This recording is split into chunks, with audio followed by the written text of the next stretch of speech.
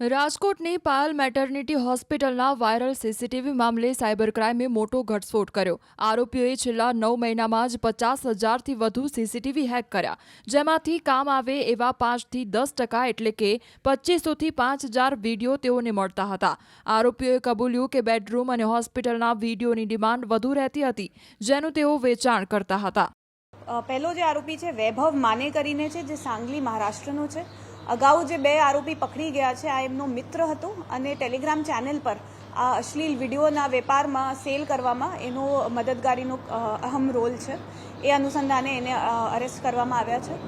ત્યારબાદ આપણે બે આરોપી પકડ્યા છે, પરિત ધામેલિયા કરીને જે સુરતનો રહેવાસી છે અને રાયન પરેરા જે વસઈ મહારાષ્ટ્રનો રહેવાસી છે। આ બંને હેકર હતા। બંને લોકોએ ટેલિગ્રામના માધ્યમથી અગાઉ 1 વર્ષ પહેલાં એક ટેલિગ્રામના માધ્યમથી એ લોકોએ હેકિંગ કરવાનું શીખ્યું હતું। એના પછી એ લોકોએ સીસીટીવી હેક કરવાનું ચાલુ કર્યું હતું। છેલ્લા 9 મહિનામાં એમને 50,000થી ઉપર સીસીટીવી હેક કર્યા છે અને આ લોકોએ હેકિંગ માટે જે મેથડ યુઝ કરતા હતા એ પણ આનો ખુલાસો થયો છે। આ લોકો જે વલ્નરેબલ આઈપીસ હતા એનું આ બે ટૂલ્સ સોફ્ટવેરના માધ્યમથી આ લોકો ટેસ્ટ કરતા હતા। પછી સોફ્ટવેર અને ટૂલ્સ યુઝ કરીને બ્રૂટ ફોર્સ અટેકથી આ લોકો સીસીટીવી હેક કરતા હતા। આ જે સીસીટીવી હતા એ ફક્ત હોસ્પિટલ સુધી સીમિત નહોતા।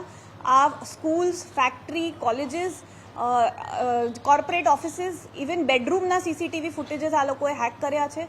આમ ગણીએ તો 9 મહિનામાં 50,000થી ઉપર સીસીટીવીના ફૂટેજીસ આ લોકોને મળ્યા છે।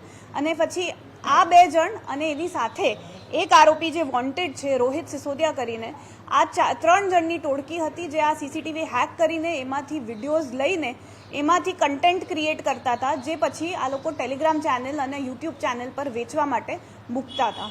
તો આ એમનું પ્રથમ રોલ હતું। આ બધા ટેલિગ્રામ ગ્રુપના માધ્યમથી જ કોન્ટેક્ટમાં આવ્યા અને મિત્ર બન્યા।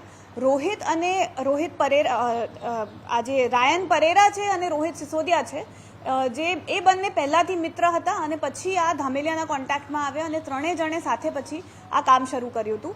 આ કામમાં અગાઉ કામ કરતા હતા રોહિત અને રાયન પરેરા। એ અમે અત્યારે એમના ડિવાઇસમાં ચેક કરી રહ્યા છે અને બેડરૂમના પણ ડિમાન્ડ હતી, હોસ્પિટલના સીસીટીવીઝના પણ બહુ ડિમાન્ડ હતી।